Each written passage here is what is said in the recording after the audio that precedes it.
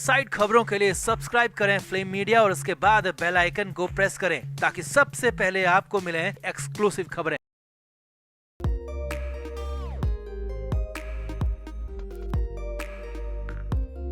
तो इस वक्त पूरे महाराष्ट्र में शिवाजी की प्रतिमा को लेकर रोष व्याप्त है। आम लोगों के साथ ही राजनीतिक पार्टियों में भी गुस्सा देखने को मिल रहा है और विपक्षी पार्टियां तो मौके का फायदा उठाने में कोई कसर नहीं छोड़ रही। अब सिंधुदुर्ग में उस वक्त हंगामा मच गया जब आदित्य ठाकरे और नारायण राणे के बीच बुरी तरह झड़प हो गई। मारपीट तक बात पहुंच गई। आदित्य ठाकरे अकेले ही नारायण राणे से भिड़ गए और हैरानी की बात यह है कि संजय राउत दूर खड़े होकर पूरे मसले का मजा लेते हुए दिखे, मगर कार से नीचे नहीं उतरे। तो आपको भी पूरी खबर दिखाते हैं। आप भी वीडियो को शेयर करें और अपनी राय कमेंट बॉक्स में जरूर दें।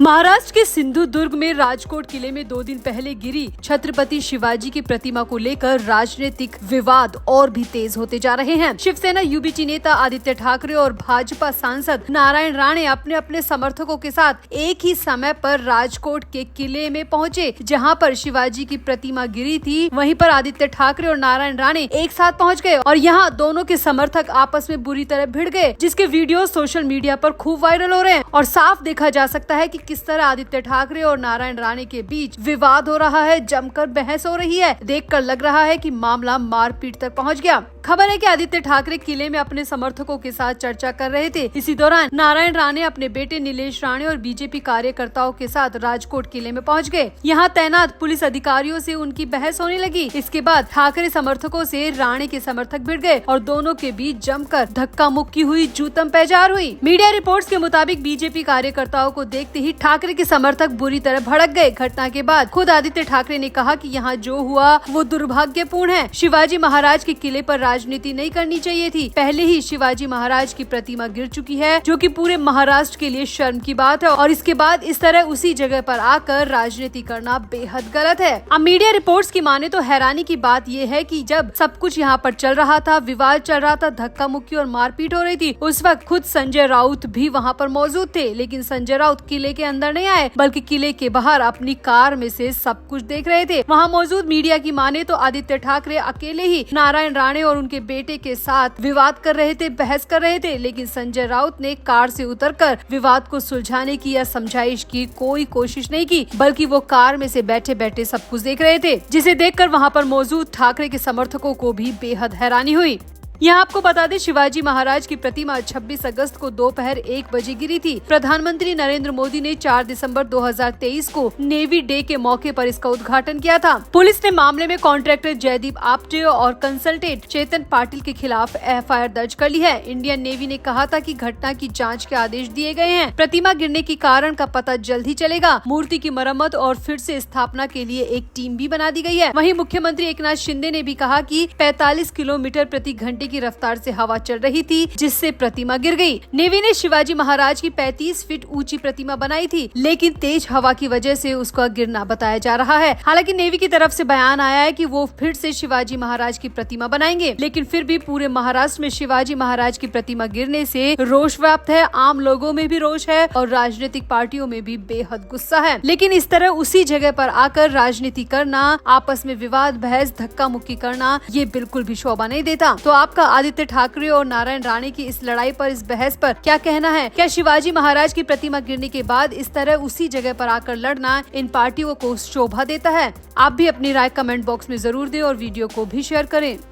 तो उद्धव ठाकरे की आवाज मातोश्री में 2 मीटिंग लगातार हुई। पहली मीटिंग महाविकास अघाड़ी की थी, जिसमें सिंधुदुर्ग में छत्रपति शिवाजी महाराज का स्टैचू खंडित होना, बदलापुर यौन हिंसा और रामगिरी महाराज के विवादित बयान के बाद राज्य में हो रहे विरोध प्रदर्शन समेत राज्य की कानून व्यवस्था समेत अन्य कई मुद्दों पर चर्चा की गई। इस बैठक में शरद पवार भी पहुंचे और नाना पटोले के साथ कांग्रेस के कई और बड़े नेता भी शामिल हुए। ये बैठक दोपहर में 12 बजे से 2:30 बजे तक चली। बैठक के बाद अघाड़ी के मीडिया कम्युनिकेटर ने मीटिंग की ब्रीफिंग भी की और कहा कि अघाड़ी इन सभी मुद्दों को उठाएगी और जनता के बीच लेकर जाएगी, क्योंकि राज्य में गुंडागर्दी बढ़ती ही जा रही है। अब बैठक राजनीतिक मसलों को लेकर थी, लेकिन हैरानी की बात यह है कि इस बैठक में संजय राउत नहीं थे, जबकि संजय राउत हर मीटिंग में उद्धव ठाकरे के साथ होते हैं। मगर इस मीटिंग में संजय राउत का नहीं होना अपने आप में हैरानी भरा है। अब इससे भी बड़ी खबर ये आ रही है कि इस बैठक के 4 घंटे बाद तकरीबन 6 साढ़े 6 बजे एक और मीटिंग मातोश्री में आयोजित की गई और शॉर्ट शॉर्ट नोटिस पर यूबीटी के सभी बड़े नेताओं को मातोश्री में आने को कहा गया। लगभग 2 दर्जन नेता अलग अलग कारों में आए और बहुत जल्दबाजी में अंदर चले गए और ये बैठक करीब 3 से 3.5 घंटे चली और इसके बाद बाहर निकले किसी भी नेता ने ना तो मीडिया से बात की, मीटिंग क्यों बुलाई गई इस बात को लेकर भी किसी ने कोई जवाब नहीं दिया और मीडिया को पूरी तरह इग्नोर करके वहाँ से चले गए। अब बड़ी हैरानी की बात यह है कि इस मीटिंग में भी संजय राउत नहीं थे, जबकि मीडिया सोर्सेज की माने तो संजय राउत मुंबई में ही है, अपने घर पर ही है। फिर भी संजय राउत दोनों ही मीटिंग से नदारद रहे। तो मीडिया रिपोर्ट्स की माने तो उद्धव ठाकरे संजय राउत के बड़बोलेपन से परेशान हो चुके हैं। पिछली हर मीटिंग में संजय राउत के रवैये से उद्धव ठाकरे तंग आ चुके हैं। सीट शेयरिंग और सीएम फेस वाले मुद्दे पर तो संजय राउत ने पार्टी से परे हटकर कई ऐसे बयान दिए थे जिससे कांग्रेस और शरद पवार की पार्टी की नाराजगी भी उद्धव को झेलनी पड़ी थी। कांग्रेस को मनाने के लिए तो उद्धव 3 दिन तक दिल्ली में डेरा जमा कर भी बैठे थे और हाल ही में भी जितनी भी मीटिंग सीट शेयरिंग के मुद्दे पर हुई है उसमें भी बिगाड़ का काम संजय राउत ही कर रहे हैं। इसीलिए मीडिया रिपोर्ट्स की माने तो उद्धव ने या तो इसीलिए मीटिंग बुलाई होगी कि संजय राउत को पार्टी के बड़े मसलों पर बोलने से रोका जाए, या फिर हो सकता है कि उद्धव संजय राउत के खिलाफ कोई बड़ा एक्शन लेने जा रहे हैं। तभी तो उद्धव के किसी भी नेता ने मीडिया के किसी भी सवाल का जवाब नहीं दिया और मुंबई में होते हुए संजय राउत को दोनों ही बड़ी मीटिंग से दूर रखा गया।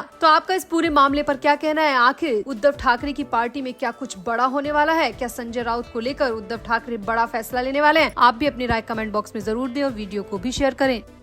तो महाविकास अघाड़ी की मैराथन मीटिंग्स चल रही है। सीट शेयरिंग को लेकर लगातार 5 दिन से मुलाकातों का सिलसिला चल रहा है, मगर बात बन नहीं रही क्योंकि उद्धव ठाकरे जिद पकड़ के बैठे हैं कि उन्हें मुंबई की 36 में से 22 से 25 सीटें चाहिए, जबकि कांग्रेस का कहना है कि 18, 12, 5 और 1 का रेशो रखते हैं ताकि सबके लिए सही हो। यानी 18 उद्धव को, 12 कांग्रेस को, 5 शरद पवार को और 1 समाजवादी पार्टी को, मगर उद्धव अकेले 25 सीटों को लेकर अड़े हुए हैं। अब लगातार 5वीं मीटिंग में भी उद्धव का अड़ियल रवैया जारी रहा तो कांग्रेस नेता भी बुरी तरह उखड़ गए और कांग्रेस नेताओं ने साफ साफ कह दिया कि अगर उद्धव 25 से नीचे नहीं उतरे तो हम भी विदर्भ की 62 सीटों में से उद्धव को एक भी नहीं लेने देंगे। अब ये सुनकर उद्धव के होश फाख्ता हो गए क्योंकि विदर्भ में 62 विधानसभा सीटें हैं और कांग्रेस ने साफ कर दिया है कि अगर उद्धव को मुंबई की ज्यादा सीट चाहिए तो फिर विदर्भ में आने के बारे में उद्धव पूरी तरह भूल जाएं। मीडिया के सामने भी कांग्रेस के एक नेता ने कहा कि हम मानते हैं कि उद्धव ठाकरे की पार्टी मुंबई में बीजेपी और शिवसेना के एकनाथ शिंदे से